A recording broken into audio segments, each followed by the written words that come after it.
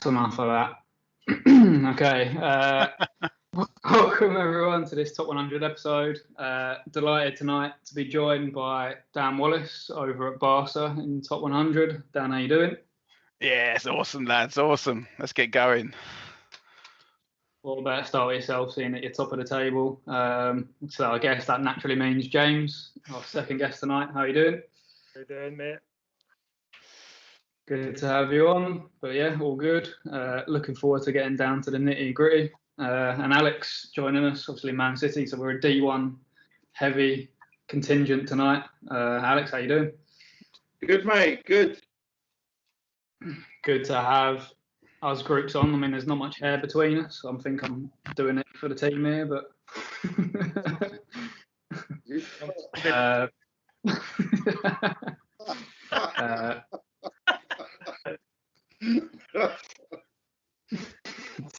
how much there is there. Right, so we've got a bit of an agenda to get through tonight. I think we're going to get some in-depth topic discussion going on.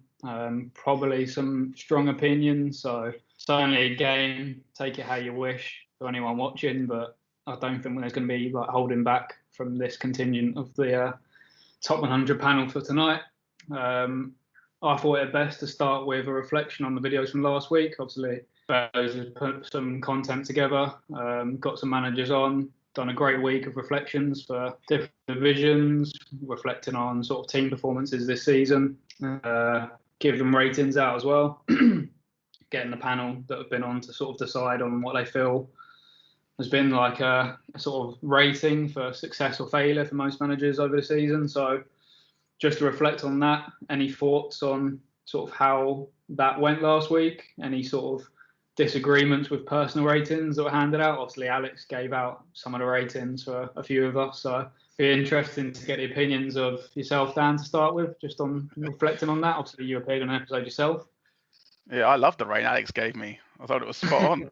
I think he did a great in-depth review. To be honest with you, I thought the whole week was brilliant. I thoroughly enjoyed watching the videos, and I thought it's something that we could definitely have done more of in Top 100. But yeah, no, thoroughly enjoyed it. Thought the reviews were great. I thought the analysis of all the teams was spot on as well. It's good to get managers that care about it and sort of know what they're talking about. And it was just nice to see new faces as well, speaking about the game world, and not the same faces that we see either on the WhatsApp group or on the newsfeed all the time. So I personally thought it was great, and it seemed to have a good effect on the on the newsfeed for the first couple of nights after it happened. There was a few managers that were popping up, sort of defending themselves and defending what had been said about them, which is all you want. It's just, if you're going to call people out, it's up to them to come out and defend themselves and do something about it. So all in all, I thought it was brilliant. Thoroughly enjoyed it. No, I agree completely. I thought definitely some like good reactions, and like you say, like just to see new faces, and then obviously like the comments on the newsfeed. Like obviously we're not a majorly content heavy game world. Like obviously like the blog and things was quite a sort of new thing for Soccer Manager initially. Like I think there were new concepts that we brought to obviously like Soccer Manager in a sense, and you know Top 100 TV was quite an original thing as well.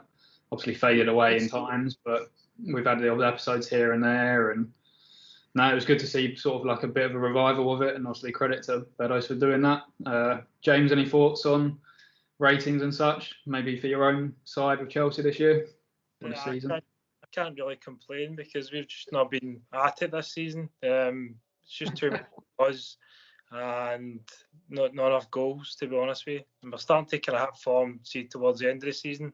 It's way too late. I mean, so 6 out of 10 is probably generous. I mean, it's still better than what Juve got, so yeah, no complaints with that one. Alex, any thoughts on the other episodes? Obviously, you did the Division 1 episode yourself, but other divisions and such? Yeah, well, I watched all the videos about a couple of hours ago, and all top class, by the way, all top class, and excellent comments right throughout. And I mean, look, I don't want this to become another VMA. VMA is very. Let's get that out in the open, by the way, because obviously there's here now that are yourself included. And Dan, aren't you in VMA now? Oh yeah, just giving it a trial at the moment. It's it's really intense in VMA, and that's not what we're about at Top 100. It's a pipe and slippers VMA, if you like, which is not to say that we shouldn't be trying to encourage more interaction and get managers being more involved in the game world, right? So I'm all for that. I think there has been responses to these videos, and for that, I've got to applaud. I mean, Beddoes, he's obviously been saw something in VMA that he thought somewhat similar to myself, actually, that we could bring to Top 100, and so well done, Beddoes, for that. And in terms of the reaction to it, I think it's quite clear that we are getting reactions to these videos, right? And straight off, I think everyone can agree, right? Bayern, they've had their asses kicked, right? And now he's trying to change that squad. Now he's getting more involved. Now he's trying to do some transfer deals. So it works, and let's keep it going. And yeah, absolutely, fantastic, mate, fantastic all round. Nah, spot on. You know what? I think Bojan's probably not my. Well, I'm definitely not a big name on his Christmas card list, because I'm more than likely to dig him out every now and then, because I think Bayern are a big club and they need to show it. And to be fair, whether it's the comments and reactions from the videos and such, or just general sort of discussion over the last week or so, like, there's definitely been a reaction, like you say. It's been positive to see. It's nice to see a bit of direction from Bayern, because for myself, I've obviously openly said it, but they were a club that I think they sort of didn't really have a path anymore. Like, are they going for titles? If they are, they're way off it, because the squad's not good enough to do it now. They've got a mixture of youth and big ratings, but the big ratings are getting to ages now where like that could be problematic for the long term of the club. And Bayern used to like dominate league titles. We used to have Chelsea obviously coming into it later on, like more recently, so to speak, but it was Bayern versus Barca every year. So they've dropped off quite a way, and it's definitely good to see a reaction, because Bayern need to show something in terms of, are they going long term? Are they going to be short term? Are they going to challenge Barca, who have obviously been runaway leaders in Division 1? Obviously, we are going to focus quite a lot on Division 1 initially tonight, I suppose. Naturally, as we have a Division 1 heavy sort of team with us tonight. But definitely like great reaction to see. Obviously, that's a Division 1 reaction. I think just generally in the market in the past week since the videos, there's definitely been an upturn of interactions, transfer dealings, like questions being asked.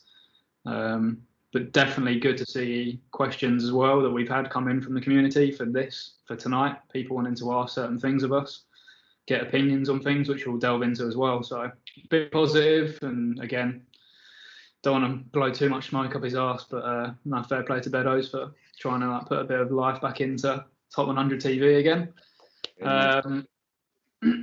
Let's discuss sort of like an individual sense quickly. So, as obviously being all Division 1 managers, do we think the quality in Division 1 has dropped? Obviously, myself and James have been in Division 1 since day one, so sort of like probably been there and seen it start to finish in terms of being within it. But yourselves, Dan and Alex, I think more so maybe. From an outside-in perspective, because you've been at different clubs in different divisions and then come into Division 1. Alex, multiple times now in terms of being at City, dropping out and then coming back again. Do you think that the quality of either competitive teams has dropped, or do you think there's like something to be said of the way in which managers are like approaching how to sort of tackle Division 1 in terms of the builds that they might go for, the ratings they look at? Maybe a question on the ages as well, in terms of what age players target. Let's start with Alex on this one. Fire away. Right. So, yeah, I think the quality has dropped. I think it's down to tactics. I think what you're getting is poor tactics from some good teams, and you're getting good tactics from poor teams. What I mean by poor teams, obviously, is teams that just don't have the ratings, like a 92.3 rated first 11. I mean, James, by his own admission, has struggled this season with Chelsea. I think he knows he should be higher up the table. So I don't know if he's going through a period of transition here, or if he's battling sort of hurt his slow ball.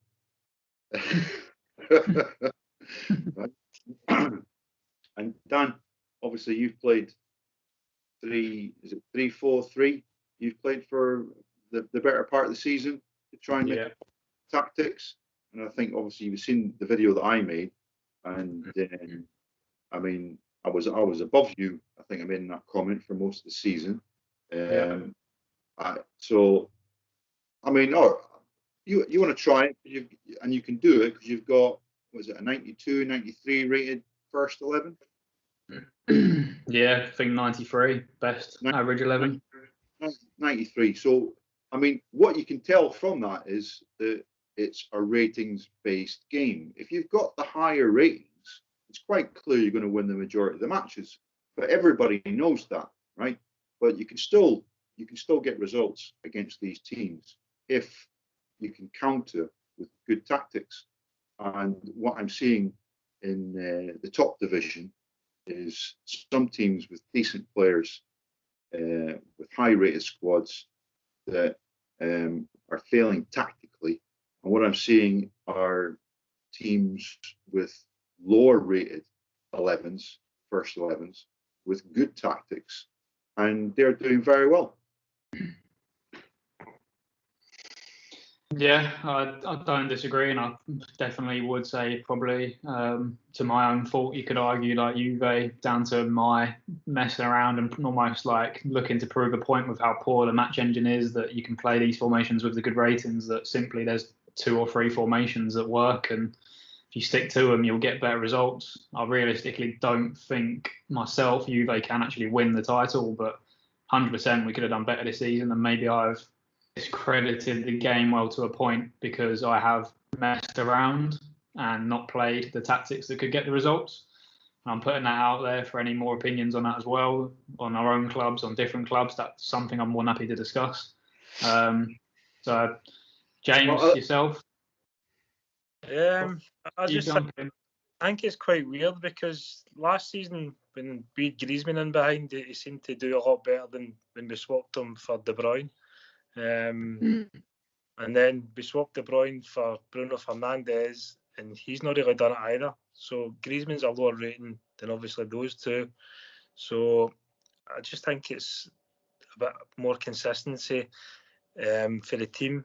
I've brought Niguez in now to the right hand side, and he seems to be doing a lot better job than any of the higher ratings as well. He's only 92, so I'm not too sure. No, I mean, I used to always think it was a ratings-based game, but sometimes I think it's just kind of a hand in glove kind of fit sometimes, because De Bruyne just done nothing for me, and I think he's something like 96 rated. Can I just interject here, James? Have you tried playing De Bruyne up front? Because you can play forward centre, can't you? Yeah. The problem I had at the start of the season was I ended up kind of changing my tail a bit with dropping points, and then had to revert back to 4-2-3-1. And I think Harry Kane could play in behind for about a week, and then it changed again. So Kane's a kind of number one striker. So no, I've never really tried him there. He just done nothing, honestly. I've tried him attacking mid, tried him defensive mid. Just don't know. Maybe I should have gave him more time. You know what I mean? But they're chasing the ball. If you don't want him, by the way, I'll take him off you. Good day, speak to him. He's got him. Do you know what? I think it's a fair point, because I think if you look back to when Beddoes had his relationship with Balotelli, where he was obviously sleeping with him as well as playing him up front, but Balotelli would score goals for fun, and sometimes these players, ratings or not, they will perform better than those with the bigger ratings. And I think that's a prime example, obviously, with Bruno not performing probably to the levels you'd expected a rating, De Bruyne. Yep. Maybe like there just is something within, I don't know if it'd be like whatever they've got behind the scenes at Soccer Manager that sort of is in the script, so to speak, or the algorithms, but maybe Griezmann's got something ticked that these other players don't. Like, we just don't know. I guess that sort of enables it to still be at least a little bit fun, because you don't just sign the best ratings and get the best results, maybe. So like probably then more so an argument that teams like a Juve or someone probably could challenge if I realistically went for it on a personal perspective, or other clubs in different divisions. Dan, any sort of thoughts on this before we sort of think about the sort of different divisions as well? Like, it's sort of tougher for us to look at different divisions because naturally I think everyone looks at their own division more than others. But do you think there's almost like an argument that a lot of teams in lower divisions, from where you've been yourself with Hertha and obviously achieved great things in terms of promotions, now Hertha are a top side in Division 1, do you think that like having an approach to making a build that is ratings heavy can actually get you higher up the table and achieve bigger and better things? I don't know. It is a tough one. And I guess it depends what you want from your Soccer Manager experience, really. I think we've spoken to both you and James before about it, but I'm essentially here in top 100 because I want to win as much as I can win. And I can't do that with a very youth-based team waiting for it to come good. So I made the decision very early on, especially with Montpellier, was to just get any old person in that I could that people didn't want, and it got me promoted. And that got me the Hertha job because I did well. Yeah. And then the same thing happened with Hertha. I didn't have the players to accommodate or bring in good young players. So I picked up Royce, Aubameyang, Suarez, Witsel, Parejo. So again, it was an oldish team. I know Regan's now probably cursing his luck having picked up an old team, but it got me up the table and it got me noticed and it got me winning the World Club Cup and it got me promoted from Division 2 to Division 1. I don't think without doing that, I wouldn't even be near the suggestion of going for the Barca job. And obviously now my Barca team's getting old as well, but I just want to win. And the older players are the better players. And I just sometimes it needs to be done. But I appreciate those that take the time and want to build it up. I honestly do. But I do think there's sometimes a case that people maybe hide behind that a bit too easily, that they're on a build or they're waiting for people to rise before they start getting results. And sometimes that bites you on the arse, because like Benfica, for example, for last season, that was constantly Rutz's message, was that he was on a build, he was waiting for his players to rise, and then he went and got relegated. So you kind of have to be a half decent manager behind it as well to sustain it, a bit like yourself at Juve, really. You've played the game in terms of building your squad up consistently and constantly, but you're still holding your own in Division 1 because of the turnover and because effectively you revert back to the formation you know best to get yourself out of trouble when you ballsed out the first half of the season. I agree completely, 100%.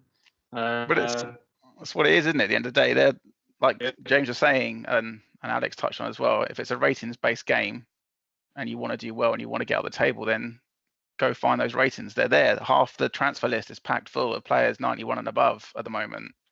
Yeah. You don't need all of them. You just need a couple in the right places.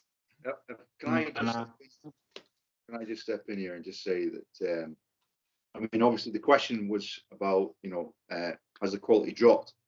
But you've brought in ratings, a further question, obviously, which we're down the list here, right? But look, I agree with you 100%. I mean, it's when I first joined Top 100 at Olympiacos, that's exactly what I did. I went out and I bought all the high-rated players.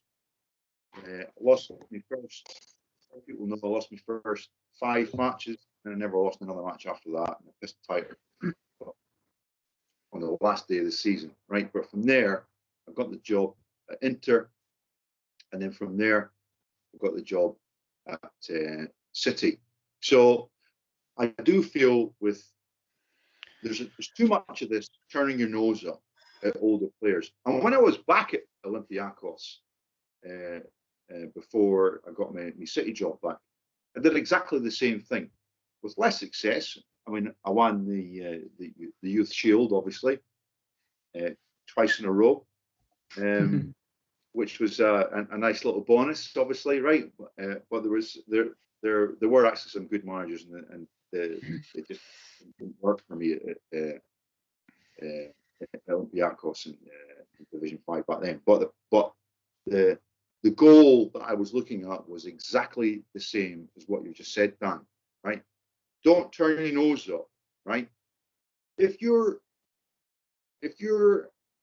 not a man who's affiliated or has got any affinity with the club that you're managing, then why wouldn't you go out and buy these oldies?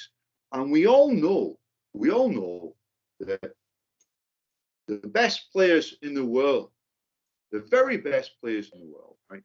They don't hit their peak at 21, 22, 23. They hit the peak when they're 29, 30, 31. So this discriminatory attitude towards older players, I just think it's ridiculous. It's absolutely ridiculous. I've got Aguero, who's 33 going on 34. Now, I know he's going to have I'm a City man. I'm delighted to have him. I sold a lot of youth players to get him, right? He got me 20 goals plus this season, right? And, you know, as a City man, he'll be there probably until that's it. It's all done and dusted, right? But these are the players that if you don't have an affinity with a particular club, you want to be looking to buy. And so there's a perfect opportunity here with Bayern selling off now finally, right? And managers in top 100 should be going to Bayern and going, I want those players. What can I do to get those players, right? I mean, I just think it's a no-brainer. It's a no-brainer, right? If you do have an affinity with a particular club, if you're a fan of a particular club and you manage that particular club, right? I can understand why you're not going to go plus 30, right? 32. I mean, one of the questions, I think one of the community questions was, what's the age that you'd go, no, that's too much, right? And I went sort of 32, right? But Chiellini, I sold Chiellini to you, didn't I, James? Way back, because I thought he was on the downturn. He was 94 when I was at Inter. I sold Chiellini to you. Who's that again? I said when I was at Inter Milan, I had 94 rated at the time Chiellini to you. Yep. Because I thought he was on the down go because he was 32 at the time, 32, 33. I think he was like Euros. They've reaching someday. In Euros, right? And we've got Massimo back at Juve. You've still got Chiellini all this time later, right? Uh-huh. Zlatan, I've had Zlatan twice, either at Milan or at City. And he actually went up in ratings. He went up in ratings at 39 years old. You know what I mean? So yeah. I just think all this talk about oldies, I mean, fuck off, right? There are bargains there to be had, right? If it means selling off some quality youths, get it fucking done. Because at the end of the day, right, this is top 100. This is top 100, right? Now, when I joined this setup, for me, all it meant was this is the best of the best. This is the creme de la creme. The top 100 managers in all game worlds condensed in one game world, fighting out to be the best. And that was a draw, right? And I think we've lost that because I think there are some managers in here, right, are just not fucking interested, right?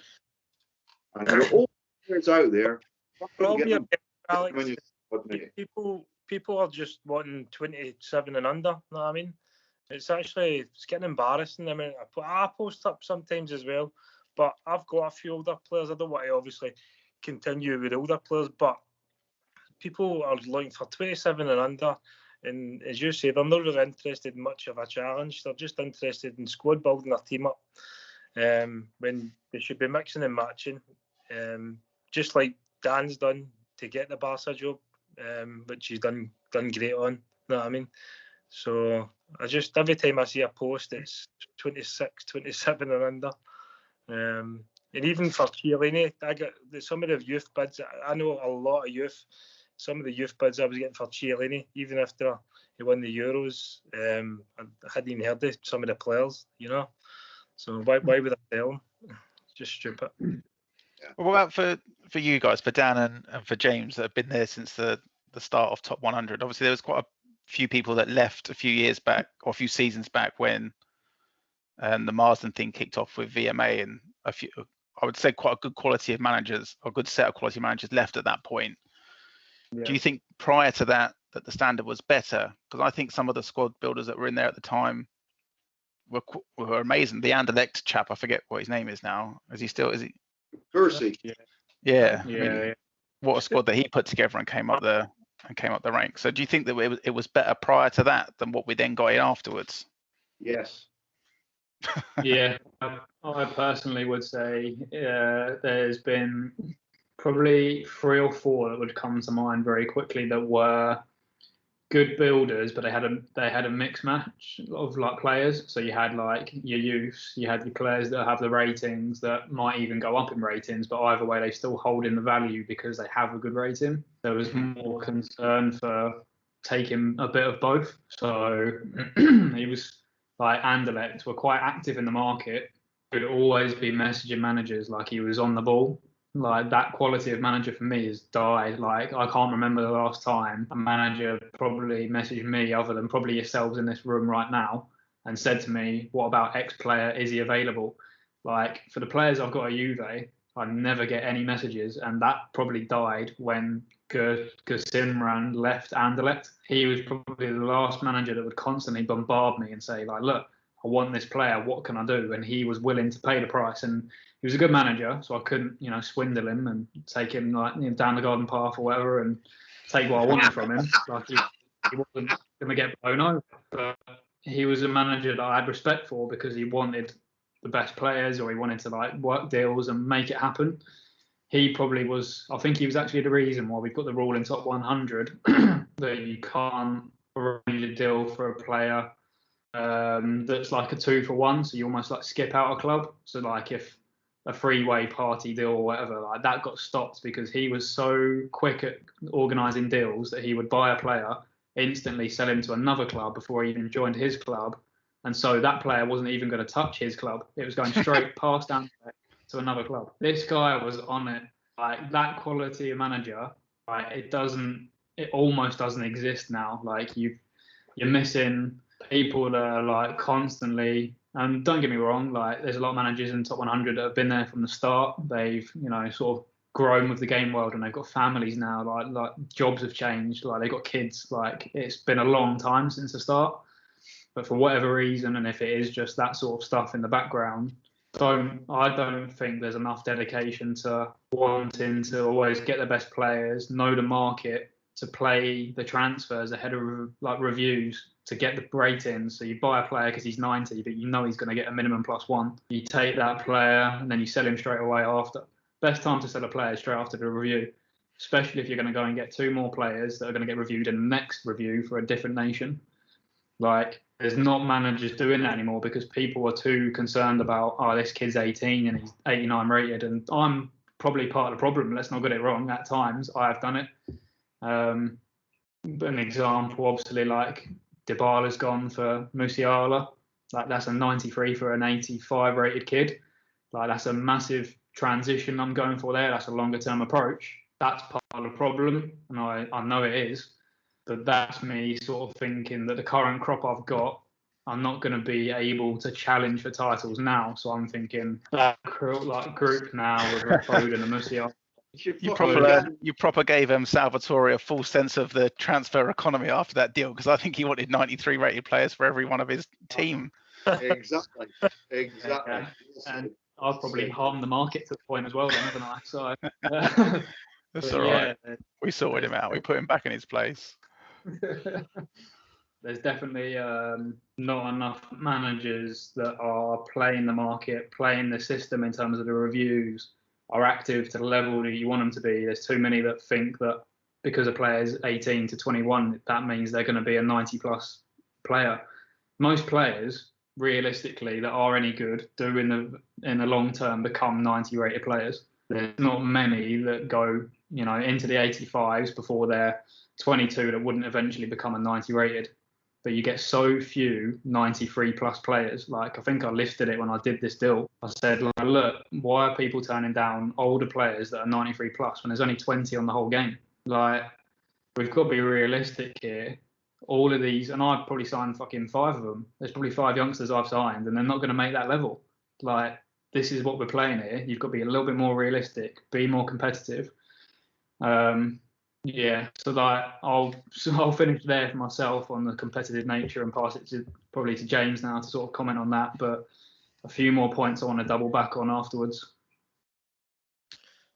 Well, the thing when I built Chelsea up, it was obviously had a decent team, but to build up, as you know yourself, you have to give away a bit more than you want to. You know what I mean?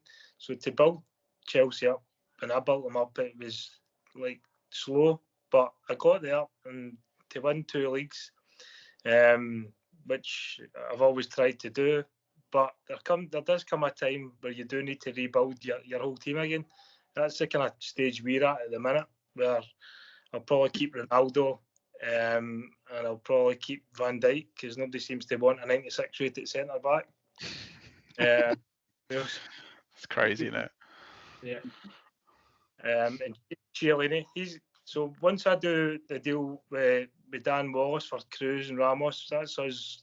We've only got 3 over 30s, which will be Ronaldo, Chiellini, and Ronaldo, Chiellini. Who's the other one? 2 seconds. He knows his squad well, doesn't he? Some sort of Chelsea manager he is. Sorry, Ronaldo, Chiellini, Van Dijk. But it's one of the ones. I mean, I still feel we could win the league next season. Probably Dan's got a better strike force. I still think we can still win the league, so I'm going to try my best. But I think people lose the sight of the aspect of the game. It's to build. For me, it's to build a first team that can try and win the league. And with 50 players, you can still build a good youth. You know what I mean? And a good kind of behind your 11 to improve your team, as in ratings wise and risers. I think that should be the way people look at it, rather than just as Dan Wallace said, just hiding behind the fact that they're trying to squad build. But everybody's got their own way of looking at the end of the day. I would rather try and win the league. So yeah. Try. I'm putting my money on Barca now, but if I can just add to that on and while we're on oldies, and look, if you've got Zlatan, or if you've got Chiellini, or if you've got Suarez, or like me, if you've got Aguero, right? I mean, these, if you're giving up what you think are decent young talents, right, and all the press and everything you read says they're the next best thing, right, to get these players, right? Or if you've managed to get these players, as Nick says, by swindling a manager, right? If you get these players, right? I mean, these are sellable. They are still sellable players, for fuck's sake, right? Mm-hmm. And these are players that you can exchange, right, for what you hope will be like one of the next best things that are, 70, 75 rated. You're not going to get, I mean, I wouldn't expect to get Camavinga, for example, in exchange for Aguero. Right? It's just not going to happen. I mean, it just isn't there. Or a Florian Wirtz. I mean, it's just not going to happen, right? And in this market that we've got here, right, and most of the managers are pretty clued up on young players, who's up and coming and who's good and all the rest of it, right? So even a Musiala, right, would be a tough transfer to get, right? But that would be the type of player, certainly, at that rating, that you'd be looking to cash in on. So going back again, this prejudice against old players. Look, get them in, and when you're done, get them out, and let's get some talent in, and let's get the transfer market bubbling. Spot on. I'll just add one quick thing. Sorry, Dan, I see you about to say something, but just add on what Alex was saying then. Just recently, I think it was like a 76 rated player or something, a young guy that I went for, and the reply I got back from the manager was, "I'm just waiting to see what happens to him." As if like, what are you waiting to happen on a 76 rated youngster? Like, I'm willing to give you first team ready players for this guy, and you'll want to wait 5 years for him to turn into something. Like, that's 10 seasons on Soccer Manager. I'm willing to pay for his potential, and I'll take the risk of sitting there and waiting for his leg to break and then nothing happens for him.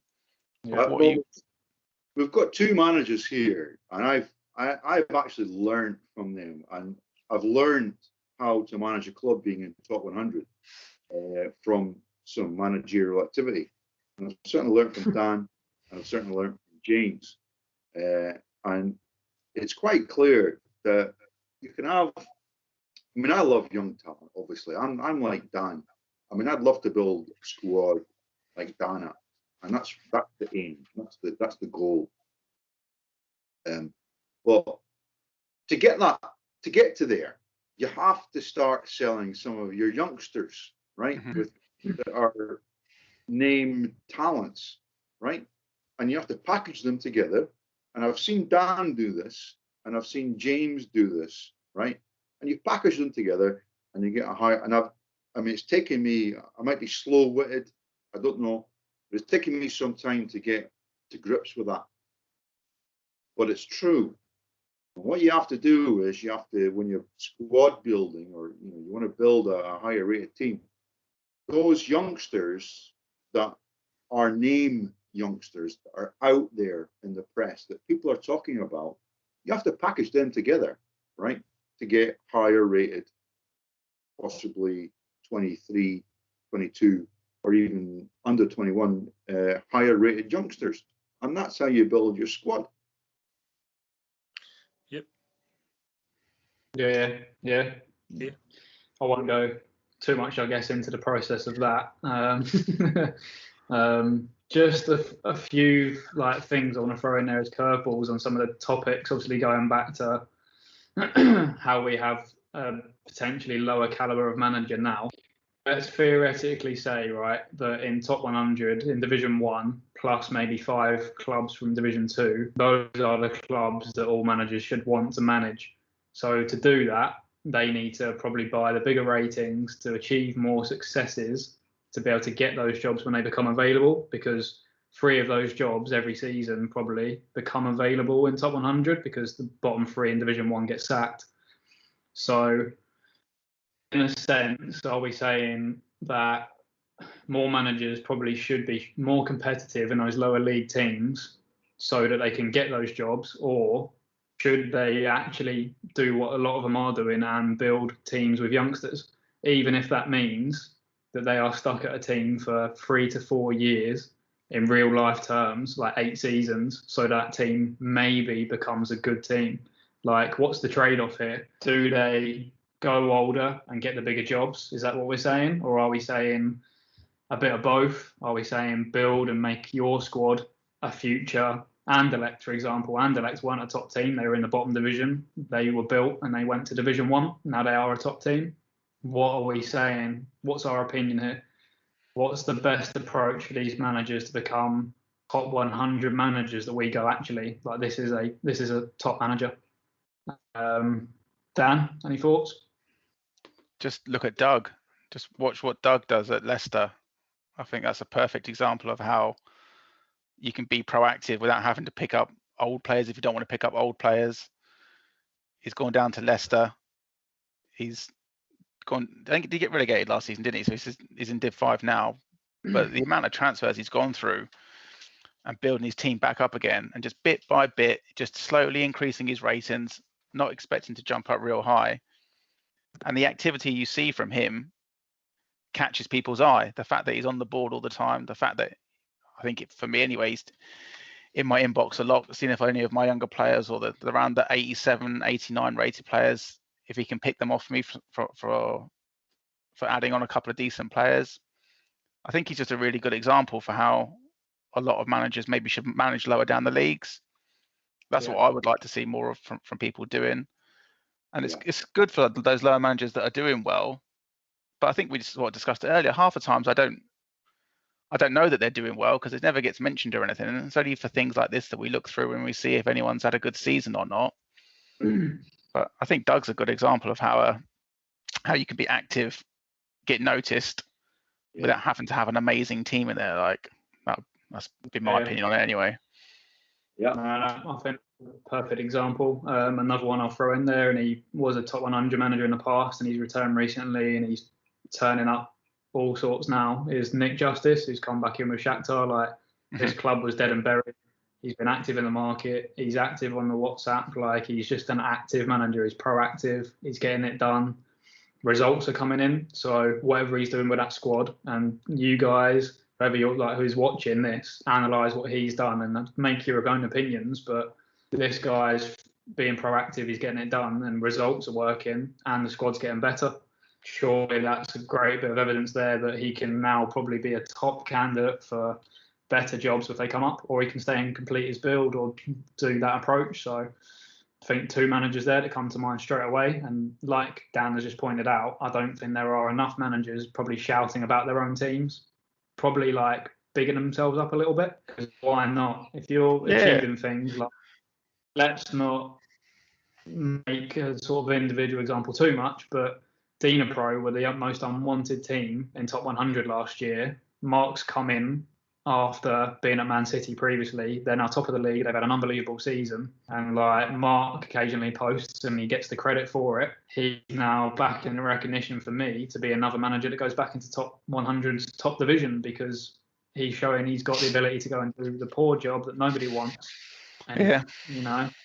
But you have to do that, don't you? Like, with Hertha, when I was there, every post I put on the newsfeed, I hinted back to what I'd won or what I'd achieved, just so it was there. So when people read it, they're like, oh, yeah, we know you've won the World Club Cup, or yeah, we know you got promoted, or just so it was there so people could see it. And I just wanted to make sure that whenever things came up, that those little things weren't forgotten, because things in the past are easily missed. It's in black and white though. Stephen and stuff like that tell you, you know what I mean? You'll get higher jobs if you post, if you want to contribute, you know what I mean? So it's not like it's like behind your back, it's in your face. If you want to contribute, you want to do this, you want to do that. So it's an advantage to do stuff like this, you know what I mean? As you say, it's going to get you noticed. So why not do it if you want a higher job, really? You know what I mean? You're stupid not to. I mean, I think if you want a higher rated job, I think it's clear. If you're going for a rebuild, and I'm not against rebuilds whatsoever at all, right? Because some clubs need rebuilds, and Bayern obviously top of the list. Well, actually second on the list. Inter Milan probably need a fucking massive fucking rebuild. Right? They need the game starting again. Isn't that Alex's fault? Is what he did with the older players? Is that consequence? I don't know why. The Inter Milan manager seems to buy all the Rangers players. Exactly. He said it best, right? Listen, when I was into Milan manager, we had, 3 or 4 playoff attempts. All right, we failed at every single one, but we gave it a go. We're always up there. And we certainly weren't flirting with relegation when it was Milan boss. So, and also, I think it was my second season. It was my second season when I took over Milan. And I was still getting to grips with the whole game world. It was all new to me. And so I will say this actually, if you're a new manager that's come in and you've been playing in European Championships or World Championships, and you've not been playing in worlds that have multiple real life managers, and you come in, it's going to be a shock, and it's going to be a real life challenge. Now, I managed that obviously very well my first season at Olympiacos, but with touching on older players again, look, the squad building, right? And I just can't reinforce enough what Dan has said, right? You have to be serious in this game world, right? This is top 100, right? We're supposed to have the best top 100 managers in the whole of the game worlds, right? And it's not there, right? Now, one of the questions was what percentage, right? And I think we're down to 50%. 50% if we're lucky, right? Some players have come back, and I think VMA, the top 100 controversy had a direct influence on that. We lost a lot of good managers, and some have come back, which is great. And you see what I forget his name now. Should know his name. Nick Hayward. What was his name? That lad. He's in VMA. He's come back to top 100. As in Nick Justice. Nick Justice, right? Nick's a fucking quality manager, mate. I mean, he knows what he's doing. He knows about youth players. He's got the same affliction as fucking Dan here, right? If they ain't fucking young enough, he don't want them, right? So it's fucking cool. Right? Nick's been here and he's done it, so he knows his score, right? And it's great to have him back, and he's shown what you can do in a very short time, which is fantastic, right? But again, get these this fucking Bayern are desperate now after the slating they got to sell their old players. So get in there and get after them. Okay, let's on to the question Alex has basically hinted at there. There's a question that has been asked from an anonymous manager. No need to name and shame, but like as a top 100, we have 100 managers. What percentage do we believe are top 100 managers? How many out of the 100 are actually quality top 100 managers that should be in top 100? Put a percentage on it. Like I've said, don't name and shame too much unless you really want to. But what would we say, James? What would you sort of put that down to, numbers wise? Yeah, I'd maybe say about 33% are top quality kind of squad builders. You can really tell. See, when you get the end of season awards and people are trying to get votes and stuff like that. There should be 100 votes. You know what I mean? Yeah. If you really want, there should be 100 votes. Everybody should be voting. Some people can't even be asked to do that. So I would say about 33% of the managers are kind of the top 100 quality. But it just depends what way you look at it. Now, I mean, some people are really good at building youth squads and teams, and then other people are just actually good at applying a tactic to average players. Know what I mean? But it catches up in the end, to be honest, because at the end of the day, if you're going to stick with shit players, then they're not going to stay top of the league for long. So. No. Well said. Dan, No, I'd say the same. I'd echo exactly what James just said then. I don't think there's anything more to add to that sentiment, really. Pretty spot on. Alex, if you put a number on it, is it similar? Well, I've already given him one. It's 50%, and I think there's a lot of shite out there. And I do. No, seriously, I do. I think there's a lot of shite out there. I mean, look at Nico, at my professor at fucking Olympiacos. Going on there? What the fuck is going on there, mate? I mean, get the fuck out. I've made him some belting fucking offers for players, and he's just rejected them all. And he's just like, what the fuck? What the fuck? Get out. I mean, there are fucking managers in here, right, who just don't get, they're just here, and they're just playing by fucking numbers. Fuck off. I do think that some of the managers, I think Alex mentioned it earlier about people that come from game worlds that aren't like top 100. Like, I hadn't been in the game world like top 100 when I came in with lots of activity on the news feed. So that took me a while to get into it. Not long, but like takes you a while. And I think most game worlds tend to be pretty dire and quiet outside of the bigger ones. I think that's where some of the managers come in thinking, yeah, I can do top 100, no problem. And then, we're getting close now, Dan. And then they don't interact. They just don't interact. They don't message. They don't reply. They don't do transfers. They're just happy to carry on as if it was a normal game world. And that's where top 100 isn't. It's not a normal game world. It's a step up from the normal. And that if you're coming into top 100, then you need to do more than you were doing before. You can't just, it's not fair on managers that want to come in and take part if you're just going to sit there and do nothing with any team apart from just stick a tactic on and leave it for 3 weeks. Honestly, if you look at the bottom four in each league, I mean, most of them should be there. I mean, even in Division 5, FC20 and stuff like that, they should have enough there to be up the league a wee bit. He's sitting there with 24 points, you know what I mean? He's got Jared Bowen and stuff like that. I just think you can tell sometimes when you look at the kind of bottom four who puts effort in and who doesn't. You know what I mean? You can generally. Right. I'm going to use this to sort of veer into another topic then. So obviously, there's a recent Division 1 example where a manager has had a lot of young, talented players and he's gone and taken on big ratings.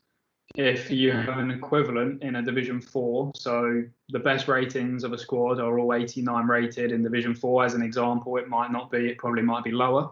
But like, if you're a manager and you've got a load of young players and you can suddenly go and get the bigger ratings and save your job and climb up the table, is that simply what you should be doing? Should you be trading off those well-known players, those players perhaps with like lower ratings but are at a good age? Should you get rid of, obviously the example in Division 1 I'm hinting at is obviously Atletico. Obviously what Gav has done there is transition from a lot of younger players, a lot of future players, potential players. He's now got an older squad, bigger ratings. Is that what these managers in Division 4 and 5 should be doing as well? If they want to climb out of relegation zones and battle, should that be what they're doing? No. You shouldn't. I am fundamentally against this.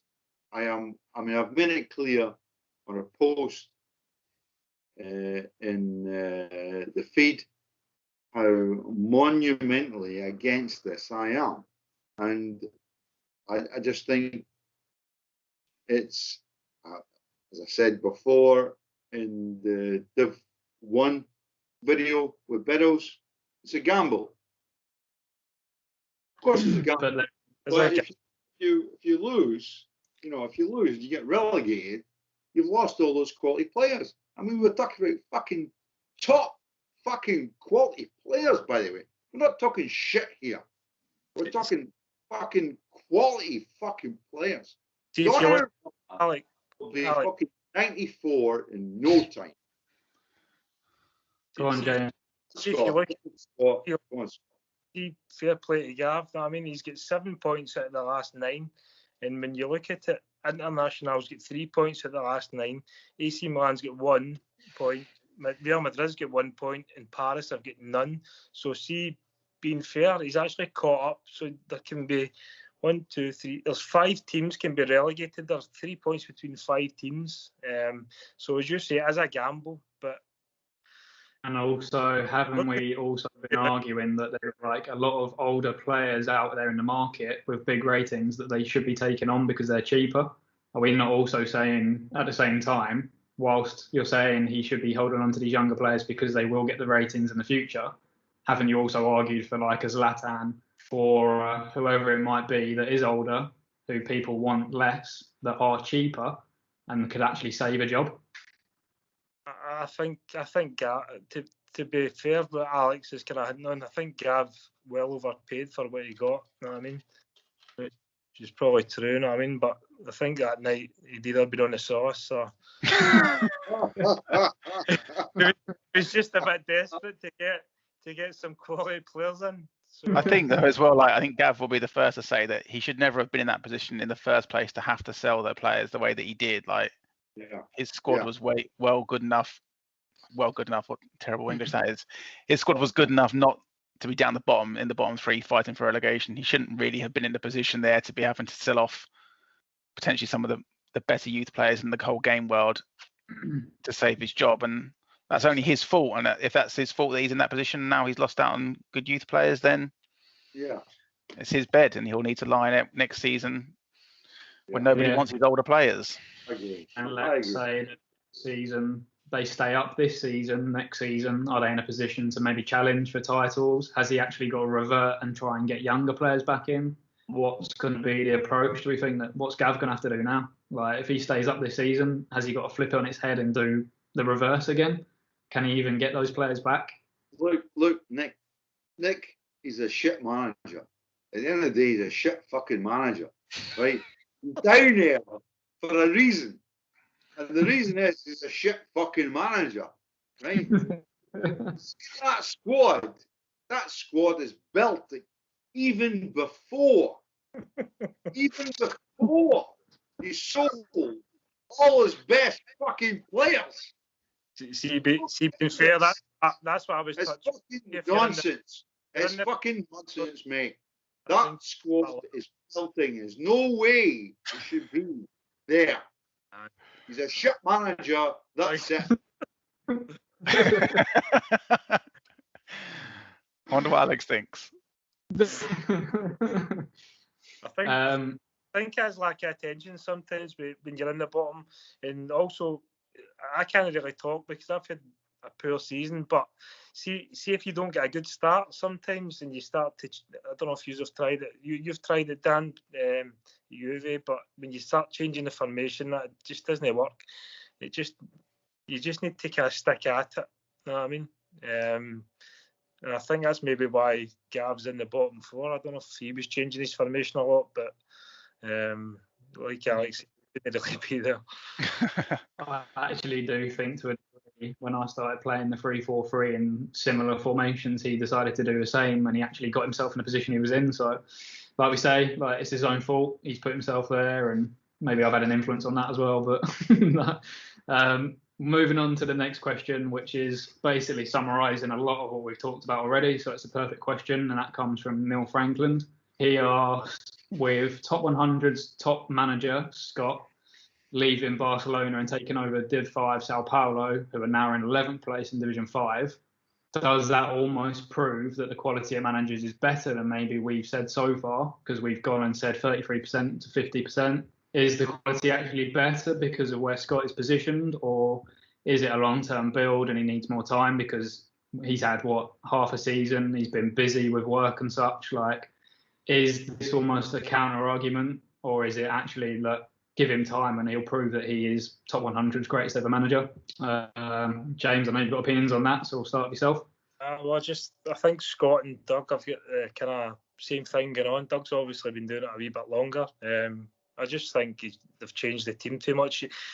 I can't emphasise enough the consistency you need in this game to actually win something. It took me 13 seasons to get the right fit. It's like a jigsaw. I always say it's like a jigsaw, and it's just finding the right pieces. And sometimes it takes a long time to get it. But with Hyde and stuff like that with Scott, it's just like you guys were saying earlier on, it's just swapping everything out and just trying to build bit by bit up to try and get your team a rating and a kind of consistency in the formation. And then I think you'll rise right through the leagues after that, to be honest with you. But I think him and Doug are kind of similar. Doug's been doing it a wee bit longer, and I think I'll say he'll get promoted next season. I would say that. Yeah. Dan, any further thoughts?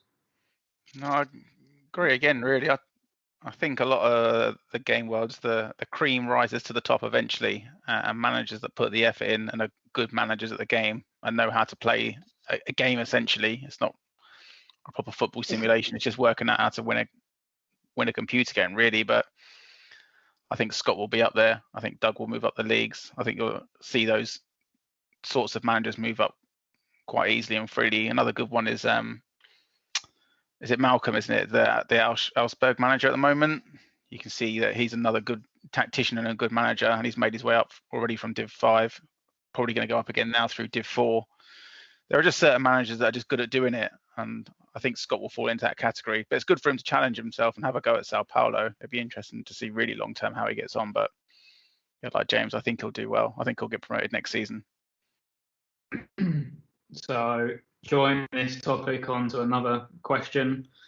This one was around whether or not we believe more managers should probably be sacked or be in more sackable positions. So, should we be more inviting of the previous contracts or stipulations? So, for example, if Juve next season finished outside the top 8, top 6, whatever it might be, should I actually step aside? Because I'm not achieving the things I should be. So therefore, does that create more opportunities for the game world? Are there enough quality managers in the game world to deserve big clubs like a Juve, a Chelsea, a Bayern, a Barca, whoever it might be? So, like, Alex, any thoughts on whether or not more managers should maybe take the Div 5 challenge and follow in Scott's footsteps, so to speak? Well, just going back on Scott, I think Scott is going to march through the divisions. I think he's a quality manager. We know that. And it's interesting that people have opinions to the contrary. I think he's a quality fucking manager, mate. And now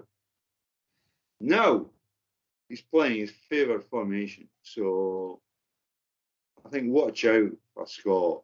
Scott is legend in my book. It's fucking legend. I think it takes time. No, I mean, and see, like when you're looking for players that like kind of fit the positions and stuff like that. I just think, see, trying to get the risers in your team. Like I'm looking at Scott's team and now he's got players like Ollie Watkins and stuff like that. I mean, it's just going to rise and rise. The boy Lenormand looks as if he could have another rise or two in him. I think he's swapped Andrew Silva for Tam Abraham. He got Dragowski in the deal as well. McKennie, put Amrabat and stuff like that. Just people are just going to continue to rise. Well, what about you two? What about you and Dan and James? Like, if you were to start over again, is it sort of logical that you'd go down to the bottom divisions and try and build yourself back up rather than picking up a team in divisions 2, 3, or 4? Well, I think quickly, just to wrap up on this section, I think for me, if going back to that question, if it's me going back to sort of building from a Div 5, a Div 4, whatever it might be, I do think maybe if we can find a way to put more stipulations in, more contracts in, have more managers actually having achievements to aim for, maybe, you know, realistic things can happen like in comparison to real life, where if Juve were to finish 10th next season, of course I'll step aside. Like, I think we need more of that. I think we need to bring that competitive nature probably back to top 100, and maybe that will bring out more quality managers. If I'm forced to not sell a SMS, Milinkovic-Savic to get Pedri, maybe then I go and actually use him with another player, and I go and get a higher rated player, because actually I have to meet my stipulation to finish in the top 4, whatever it might be. I think if we can collectively all sort of work on a way to bring that back in, and obviously Beddoes is looking at doing these top 100 TV episodes once every sort of fortnight, I think we're going to have more content, more interaction. And then for me, things like contracts and stipulations through the community are probably going to come back quite naturally. And then maybe that comes a point where I can't do what I'm doing with the squad build. I'd be forced to step aside. Something I'm not against, because I actually do believe in the stipulations. It's why I started them in the first place a few seasons ago, like quite a few seasons ago now. But for me, definitely something that I think top 100 can look to bring back and do properly, because that will take us to sort of new heights with competitive natures and managers. I'm sure James probably is quite similar, that, you know, like if this squad build that he's going to try and do now with Chelsea doesn't work out, he's probably thinking similar, like up to Division 5, build a squad. I reckon in the next 2 seasons, if I don't get even close to Dan, I'll probably leave. Is that a challenge? Fun, and it's actually, Scott really enjoys it now. I mean, it's like a totally different kettle of fish to what he's done before. You know what I mean? So it's kind of enjoyable. So I'd like to try it. I'm actually a really good scouter anyway. You know what I mean? So that'd be right up my street.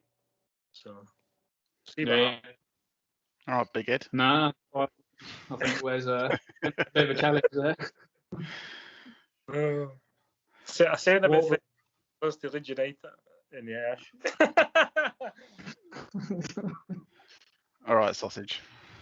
I know you're my friend in that one. I think that's an open challenge right there anyway. So all managers out there that fancy taking on Chelsea in a couple of seasons, let's have you start competing in top 100. Let's see some big deals go down. Let's see some more competitiveness, because you could be getting the Chelsea job if it works out.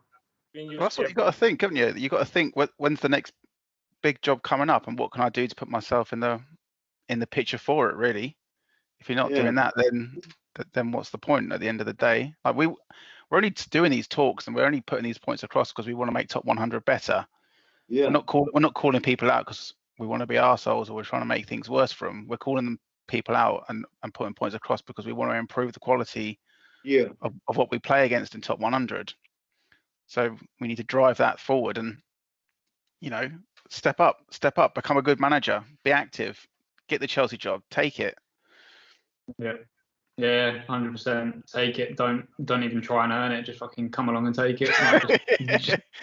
Just log on as James and take it. Just there's something better. You see all the Chelsea fans writing on the newsfeed tonight. Yeah, 100%. So yeah, I'm gonna go ahead and actually put something up for Juve in terms of what I've got to achieve over the next couple of seasons, and if I don't do it, I will step aside. That'll be official. That might kickstart a bit of a process for other managers at other big clubs to maybe do similar stuff. Let's have a bit more of a competitive nature in top 100 again. Let's drive it forward. I think because we're over an hour and 10 minutes now, probably time to wrap up. We were going to finish on some quick one-word answers to reflect on top 100 for this season. So if you were to highlight the biggest achievement in your opinion, or the most impressive thing this season in top 100, what would it be? Like what club or what manager? What's the one thing in this season that stood out? Dan, do you want to start? Yeah, I'd probably go Flamengo, winning a trophy.